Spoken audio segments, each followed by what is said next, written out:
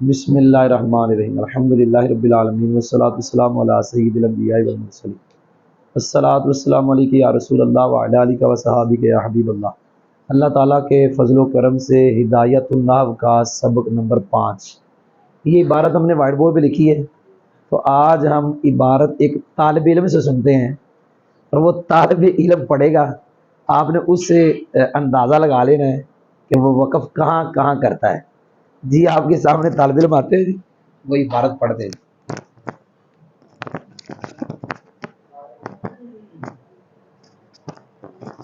بسم اللہ الرحمن الرحیم۔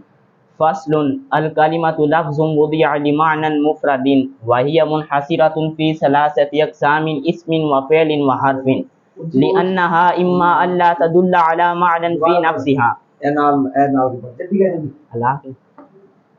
فصل الکلمۃ لفظ وضع لمعنى مفرد وهي منحصرة في ثلاثة أقسام اسم وفعل وحرف لأنها إما ألا تدل على معنى في نفسها وهو الحرف أو تدل على معنى في نفسها ويقترن معناها بأحد الأزمنة الثلاثة وهو الفعل، أو تدل على معنى في نفسها ولم يقترن معناها به وهو الاسم، فحد الاسم كلمة تدل على معنى في نفسها غير مقترن بأحد الأزمنة الثلاثة أعني الماضي والحال والاستقبال كرجل وعلم۔ چلے ماشاءاللہ، عبارت ماشاءاللہ اس نے پڑھ دی آپ کے سامنے۔ ابھی ہم سبق پڑھتے ہیں۔ الکلمۃ لفظ وضع لمعنى مفرد، یہ ایک جملہ ہے آج کی عبارت کا پہلا جملہ، تو ہم نے کل سے یہ کام شروع کر دیا کہ سبق پڑھیں گے۔ اتنا بتا دیتا ہوں، لمعنى پڑھنا ہے، مفردین پڑھنا ہے۔ یہ دھاتو ناو ہے، اس کے اندر صرف ہم یہ پڑھاتے ہیں، قافیے کے اندر اس کی 4 ترکیبیں پڑھاتے ہیں، پھر 4 ترجمے پڑھتے ہیں۔ یہاں ہم ایک ہی ترکیب پڑھیں گے، معنی مفردین والی۔ بسم اللہ الرحمن الرحیم صلی اللہ تعالیٰ علیہ وسلم۔ کل ہم نے پڑھا تھا مقدمہ میں 3 فصلیں ہیں۔ پہلی فصل کل ہم نے اللہ تعالیٰ کے فضل و کرم سے پڑھ لی۔ آج ہم دوسری فصل شروع کرنے لگے ہیں، ختم آج نہیں ہوگی، ختم 3 4 5 سبقوں میں ہوگی جا کے یہ دوسری فصل۔ سب سے پہلے ہم کلمہ کی طریق پڑھنے لگے ہیں۔ یاد رکھیے نحو کا موضوع 2 چیزیں ہیں، ایک کلمہ ایک کلام، لیکن کلمہ پہلے پڑھنے لگے ہیں، کلام بعد میں۔ جی یاد ہوا ہے؟ کیونکہ کلمہ ہے جز، کلام ہے مرکب، کلمہ ہے مفرد، کلام ہے مرکب۔ پہلے مفرد ہوتا ہے پھر مرکب ہوتا ہے، اس لیے ہم نے پہلے مفرد کو شروع کیا۔ یہ میں نے چھوٹی آپ کو بتائی، وگرنہ اور کچھ کہتے ہیں لیکن آپ کے لیے نہیں، داتنا والوں کے لیے اتنا ہی بڑا ہے کہ یہ مفرد ہے، وہ کلام مرکب ہے، کلمہ پہلے مفرد ہوتا ہے، مرکب بعد میں ہوتا ہے۔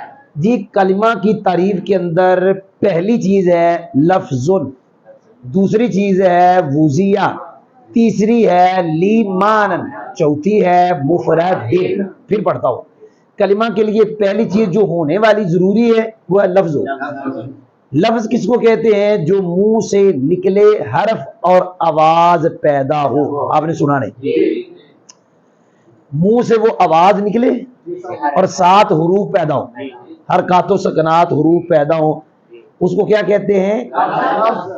ما یتلفظ به الانسان، جس کا انسان تلفظ اسے کہتے ہیں لفظ۔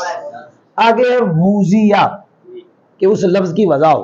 وضع کا لغوی معنی ہوتا ہے رکھنا، اصطلاحی معنی ایک شے کو دوسری شے کے ساتھ اس طرح خاص کرنا، پہلی شے بولی جائے دوسری محسوس کی جائے، یا پہلی شے بولی جائے دوسری سمجھی جائے، یا پہلی شے محسوس کی جائے تو دوسری سمجھی جائے۔ یہ میں نے وضع کی تعریف کری، لیکن الفاظ میں وضع یہ ہوگی ایک شے کو دوسری شے کے ساتھ اس طرح خاص کرنا، پہلی شے بولی جائے دوسری، اور آسان کر دوں لفظ کے اندر وضع یہ ہوگی لفظ کو معنی کے ساتھ اس طرح خاص کرنا، لفظ ہوگی پہلی شے، معنی ہوگی دوسری شے، لفظ کو معنی کے ساتھ اس طرح خاص کرنا جب لفظ بولا جائے تو معنی سمجھا جائے، اس کو کہتے ہیں وضع، لفظ کی وضع۔ آگے جی مانن، مانا کہتے ہیں جو ذہن میں جاتا ہے. اب لفظ بولو جو آپ کے ذہن میں گیا وہ مانا. آپ نے کہا حسیب، یہ لفظ ہے، آپ کے ذہن میں اس کی شکل گئی تو یہ کیا ہے؟ مانا. آپ نے کہا حامد، یہ لفظ ہے، آپ کے ذہن میں یہ گیا، کہنے لگا تھا کچھ، تو یہ کیا ہوگا؟ مانا.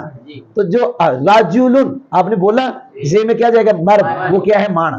مانا وہ ہوتا ہے جو لفظ سے سمجھا جائے. آگے جی مفردین، مانن مفردین، یہ میں پڑھانے لگا ہوں. مانا چونکہ یہ صفت بنائی ہم نے اس کی، مانن اس کی بنائی نا. مانا مفرد کس کو کہتے ہیں؟ جس کی جز پر لفظ کی جز دلالت نہ کرے وہ مانا مفرد. کوئی نہیں سمجھ آئی؟ ایک ہے یہ حسیب کی شکل، اس کا جسم، اس کی ذات. ایک ہے اس کا نام، اس کا اس کی جز پر، یہ جو ذات ہے اس کی جز پر اس کا جو لفظ ہے حسیب، اس کی جز دلالت نہیں کر رہی، لہذا یہ معنی مفرد. آپ سن نہیں رہے. یاد رکھیں جہاں معنی مفرد ہوگا وہاں لفظ مفرد ہوگا، جہاں لفظ مفرد ہوگا وہاں معنی مفرد ہوگا. اگلی بات بتانے لگا ہوں. کسی کا نام ہے عبداللہ، کسی کا نام ہے عبد المصطفیٰ. یہ جو نام ہوتا ہے، یہ جو نام ہے اس کا معنی اس بندے کی ذات ہے. مثال کے طور پہ فرض کریں میرا نام ہے عبد الرحمن. کیا نام ہے میرا؟ نام ہو گیا لفظ، میں ہو گیا معنی. کیونکہ میرا نام جب عبد الرحمن ہوگا بولیں گے تو میرا آپ کے ذہن میں تصور جائے گا. میں کیا ہو گیا؟ معنی. میری جز پر لفظ عبد الرحمن کی جز دلالت نہیں کر رہی. ایسا تو نہیں مان اللہ کہ میرے ہاتھوں پہ عبد دلا کر، ایسا نہیں. میرا نام ہے عبد الرحمن، میری جز پر عبد الرحمن لفظ کی جز دلالت کب؟ جب عبد الرحمن علم ہوگا تو میں پھر معنی مفرد بن گیا. عبد الرحمن لفظ مفرد. اگر عبد الرحمن عبداللہ وغیرہ یہ نام نہ ہو تو پھر اس کا معنی ہوگا رحمان کا بندہ. پھر معنی بھی مرکب، لفظ بھی مرکب. آپ نے سنا نہیں. تو کلمہ کے لیے یہ جو میں نے چیزیں میں نے پڑھا دی. ایک اور چیز پڑھاتا ہوں. تعریف کے اندر ایک بولتے ہیں جنس ہوتی ہے، بقایا فصلیں ہوتی ہیں. جنس میں جس کی ہم تعریف پڑھ رہے ہیں اسے کہتے ہیں معرف، اسے کہتے ہیں محدود. تعریف کو کہتے ہیں معرف. تعریف اور حد، یہ کلمہ ہے معرف. یہاں سے تعریف شروع ہوئی لفظوں سے. یہ لفظ پہلا لفظ ہے تعریف کا، پہلا لفظ ہے معرف کا، پہلا لفظ ہے حد کا. یہ جنس ہے. اس کے نیچے اس کے افراد بھی آئیں گے، جو کلمے ہیں وہ بھی آئیں گے، جو کلمے نہیں ہیں وہ بھی آئیں گے. جب کہا کلمہ لفظ ہے اس کے نیچے جو جو آپ منہ سے نکالتے ہیں، چاہے مفرد ہے چاہے مرکب ہے. اچھا پھر وہ موضوع بھی آئے گا، محمل بھی آئے گا، مرکب مفید بھی آئے گا. آپ نے سنا نہیں ہے. اس کے نیچے کو 5-6 آئیں گے. نمبر 1 موضوع، نمبر 2 محمل، پھر مفرد، مرکب، پھر مکرم، مرکب مفید، غیر. جی یہ سارے اس کے نیچے آئے گے. اس کو کہتے ہیں جنس. یعنی ایک تعریف میں ایک لفظ ہوتا ہے جو جنس ہوتا ہے، اس کے نیچے معرف کے افراد بھی آئیں گے، غیر بھی آئیں گے. آگے جو ہوں گے وہ ہوں گی فصلیں، ان کے ساتھ غیر نکلتے جائیں گے. ووزیہ، کیا کہا؟ ووزیہ کہا تو محمل نکل گیا. کون کہا؟ محمل نکل گیا. کیونکہ محمل کی وضع نہیں ہوتی. جب آگے کہا لیمانن، اس سے پتہ کون نکلے؟ حروف تہجی. کون نکلے؟ کیونکہ حروف تہجی لفظ ہیں.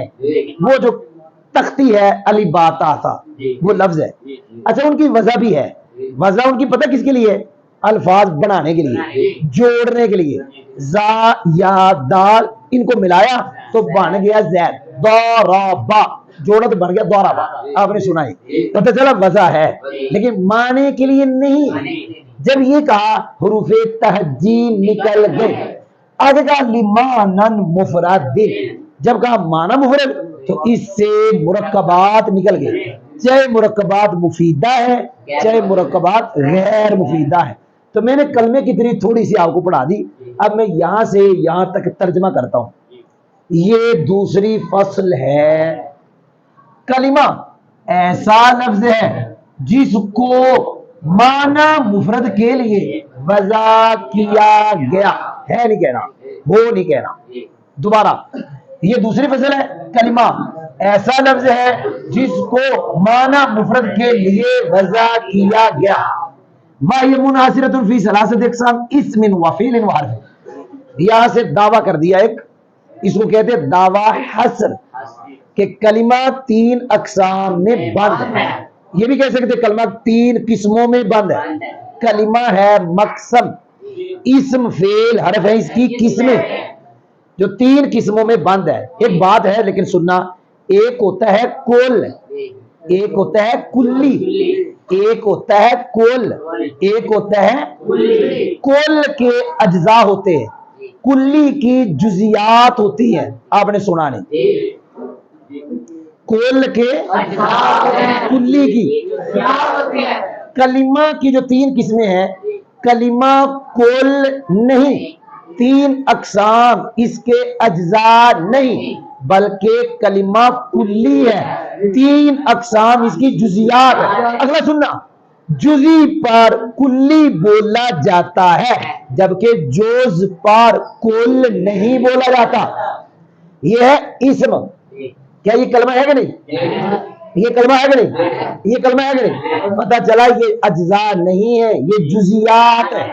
اگر یہ اجزاء ہوتے تو ان پہ کلمہ نہ بولا جاتا۔ جیسے میری ذات یہ کل ہے، آپ کی ذات کل ہے، یہ ہاتھ ہمارا جز ہے، کیا ہاتھ کو راشد کہو گے؟ نہیں، جز پہ کل نہیں بولا جاتا جبکہ جزی پر کلی بولا جاتا ہے۔ یہاں جو تقسیم ہے یہ کلی کی جزیات کی طرف ہے۔ آپ نے سنا نہیں جی ترجمہ، اور وہ کلمہ تین اقسام میں بند ہے، یعنی اس فعل، تین ترجمے، میری مراد اسم فعل ہے، تین میں سے پہلی اسم ہے، تین میں سے دوسری فعل ہے، تین میں سے تیسری حرف۔ آپ نے سنا نہیں، لأن إما تدل اللہ تدل على ما في نفسه وهو العرب او تدل على ما في نفسه ويقترن معنا بهذه الاسماء الثلاث۔ یہ سارا یہاں تک پڑھانے لگا ہوں۔ دعویٰ ہے حصر کا، آپ نے کہا کلمہ بند ہے تین اقسام میں، اس کو کہتے ہیں حصر کا دعویٰ۔ آپ نے کلمہ کو تین میں کیا کیا؟ بند۔ آگے ہے جی وجہ حصر، بند کرنے کی وجہ، بند کرنے کی دلیل۔ کلمہ دو حال سے خالی ہے۔ ایک لفظ ہے جی فی نفسیہا، وجہ اصل میں یہ تین مرتبہ آیا فی نفسیہا، ہم اس کا معنی کریں گے مستقل معنی۔ مستقل، مستقل معنی وہ ہوتا ہے جس پر کلمہ اکیلا دلالت کرے، جو اکیلے کلمہ سے سمجھا جائے، چاہے ایسے کہہ لو چاہے ایسے کہہ لو۔ مستقل معنی وہ ہوتا ہے جس پر کلمہ اکیلا، جو اکیلے کلمہ سے سمجھا جائے، وہ معنی مستقل ہوتا ہے۔ جی پڑھنے لگاؤ، کلمہ دو حال سے مستقل معنی پر دلالت نہیں کرے گا یا کرے گا؟ نہیں کرے گا، یہ حرف ہے۔ جو کلمہ مستقل معنی، میں نے مستقل معنی سمجھا دیا کہ جس پہ اکیلا کلمہ دلا کرے، جو اکیلے کلمہ سے سمجھا جائے، مستقل معنی پر کلمہ دلالت نہیں کرے گا یا کرے گا؟ نہیں کرے گا، حرف، کیونکہ وہ مستقل معنی پہ کرتا ہے، مستقل پہ نہیں کرتا۔ اگر اس نے معنی پہ دلالت نہیں کرنی کلمہ ہی نہیں ہے۔ کلمہ تو وہ ہوتا ہے جس کا معنی ہو، اگر حرف نے معنی پہ دلالت نہیں کرنی تو وہ کلمہ نہیں ہے، جبکہ یہ کلمہ کی قسم ہے۔ تو مستقل معنی پہ دلالت نہیں کرے گا، معنی پہ دلالت کرے گا، مستقل کیا مطلب؟ اکیلا معنی پہ دلالت نہیں کرے گا، تو یہ حرف ہے۔ اگر مستقل معنی پہ دلالت کرے دو حال سے، وہ مستقل معنی جس پہ کلمہ دلالت کر رہا ہے، میں نے تین چار مرتبہ مستقل معنی سمجھایا، وہ معنی تین معنوں میں سے ایک زمانے کے ساتھ ملا ہوا ہوگا یا نہیں۔ پھر کہہ رہا ہوں کلمہ دو حال سے خالی، میں وجہ سے پڑھ رہا ہوں لِأَنَّهَا سے، کلمہ دو حال سے خالی نہیں، مستقل معنی پر دلالت نہیں کرے گا، وہ حرف ہے۔ کرے گا مستقل معنی پہ دلالت کلمہ، تو معنی دو حال سے خالی کہ معنی تین زمانوں میں سے ایک زمانے کے ساتھ ملا ہوا ہوگا اگر کلمہ مستقل معنی پیدا کرے اور معنی تین زبانوں میں سے ایک زمانے کے ساتھ ملا ہو، وہ کلمہ فعل ہے، معنی زمانے سے ملا ہوا ہو۔ کون ملا ہوا ہو؟ اگر کلمہ مستقل معنی پہ دڑا کرے لیکن کلمے کا معنی تین زمانوں میں سے ایک زمانے کے ساتھ ملا ہوا نہ ہو تو یہ کلمہ اسم ہے۔ جی میں نے زبانی پڑھا دیا، جو اس میں سمجھانے والی بات تھی وہ دو ہے، ایک میں نے بہت وہ زور لگایا اور بہت مرتبہ اس کو کہا مستقل معنی، اور ایک اور سمجھنے والی بات تھی کہ جو زمانے سے ملتا ہے کلمہ نہیں معنی، زمانے سے کون ملتا ہے؟ وہ فعل کا جو معنی ہے وہ زمانے سے ملتا ہے۔ جی ترجمہ کرنے لگا ہوں، اور وہ کلمہ تین اقسام میں بند ہے، یعنی اسم فعل، کیونکہ بے شک وہ کلمہ یا مستقل معنی پر دلالت نہیں کرے گا اور وہ حرف ہے، یہ جملہ بہت آئے گا، یا وہ کلمہ مستقل معنی پر دلالت کرے گا اور نہیں، یہ وہ حال ہے، ہم نے اس کو حال بنایا ہوا ہے، یا وہ کلمہ مستقل معنی پر دلالت کرے گا اس حال میں کلمے کا معنی تین زمانوں میں سے ایک کے ساتھ ملا ہوا ہوگا اور وہ فعل ہے، یا وہ کلمہ مستقل معنی پر دلالت کرے گا اس حال میں کلمے کا معنی بھی ہی ایک زمانے کے ساتھ، اس کا مطلب وہ احد ہے، ملا ہوا نہیں ہوگا اور وہ اسم ہے۔ الحمدللہ میں نے جیسے پڑھایا تھا میں نے فٹ کرا دیا، آگے جا رہا ہوں۔ فحد الاسم سے لے کر یہاں تک ہم پڑھنے لگے اسم کی تعریف، اگرچہ ہم نے اسم کی تعریف وجہ حسر میں پڑھی، بالکل وہی ہے جیسے نظام الدین دیکھ رہا ہے، جیسے پتہ نہیں پہلی مرتبہ پڑھ رہا ہے، جو اسم کی تعریف ہم نے اوپر پڑھی نیچے بھی وہی ہے کہ اسم کلمہ ہے، مستقل معنی پہ دلالت کرتا ہے لیکن وہ معنی تین زمانوں میں سے ایک زمانے کے ساتھ ملا ہوا، اس میں وہ دونوں باتیں جو میں نے پہلے کی وہ آ گئی، مستقل معنی بھی آ گیا، زمانے سے ملا ہوا نہیں ہوگا، کون معنی، جی ترجمہ ہونے لگا ہے۔ صرف اس میں یہ جو لفظ غیر ہے اس کے نیچے کسرہ پڑھیں گے، یہ بھی معنی کی صفت ہے، فی نفسیت جہاں جہاں آیا معنی کی صفت۔ پاس یہ جو لفظ حد ہے، حد کا لغوی معنی ہوتا ہے منع کرنا، لیکن یہاں حد سے مراد وہ تعریف ہے جو جامع معنی، جامع کہ جس کی تعریف ہے اس کے سارے افراد کو جامع شامل معنی کہ اس کے غیر کو اندر نہیں آنے دے۔ آپ نے سنا نہیں، حد کا لغوی معنی منع کرنا، یہاں مراد المعرف الجامع المانع، المانع کہ معرف کے تمام افراد کو شامل اور معرف کے غیر کو اندر آنے سے منع کر رہی ہے، اندر نہیں آنے دے۔ پس اسم کی تعریف کلمتن ایسا کلمہ ہے، اب دو صفتیں آ جائیں تو ایک کو ساتھ ملاتے ہیں، ایسا کلمہ ہے جو ابھی سبق رہتا ہے بیٹھ جا، ایسا کلمہ ہے جو ایسے مستقل معنی پر دلالت کرے، جو دلالت کرے ایسے مستقل معنی پر، ایسے جو معنی تین زمانوں میں سے ایک ساتھ ملا ہوا نہیں، پھر کر رہا ہوں اسم کی تعریف ایسا کلمہ ہے جو دلالت کرے ایسے مستقل معنی پر جو معنی تین زمانوں میں سے ایک ساتھ ملا ہوا نہیں۔ عن الماضی والحال والاستقبال، تین زمانوں سے میری مراد ماضی، حال اور استقبال ہے، یہ تین زمانوں سے مراد ماضی، حال۔ جی اسم کی مثال راجلون ہے، علم ہے، سوالت دو مثالیں کیوں دی؟ جواب، اسم ایک ہوتا ہے اسم عین، یہ اسم عین ہے، ایک ہوتا ہے اسم معنی، دو مثالیں دی۔ اسم عین وہ اسم ہے جس کا معنی خود قائم ہو، اسم معنی وہ اسم ہے جس کا معنی خود قائم نہ ہو۔ رجلن یہ وہ اسم ہے جس کا معنی مرد، یہ خود قائم ہے، اور اسم معنی علم وہ اسم ہے جس کا معنی خود قائم نہیں، کسی کا ساتھ، علم نظر نہیں آتا کسی کے اندر ہوتا ہے، کوئی نہیں سمجھ آئی۔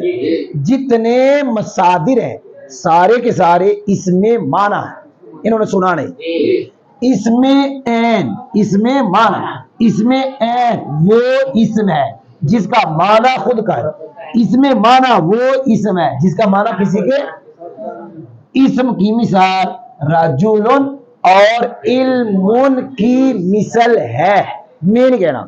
الحمدللہ دتنا کا سبق نمبر 5 اللہ تعالیٰ کے فضل و کرم سے مکمل ہو گیا تھا۔